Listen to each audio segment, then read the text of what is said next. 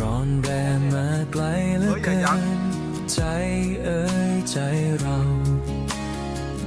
คนใจดำทำร้ายเอาสารส่งนี้มาเคยในจรในคืนอ้างว้างมัวมน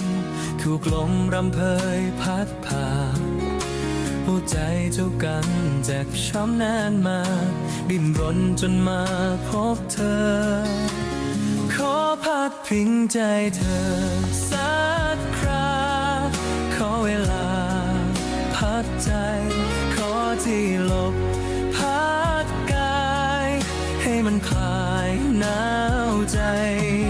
ขอหลับสะตื่นให้พอมีแรงฟื้นคืนมาใหม่คอยใจสอนชมดวงนี้ได้พัก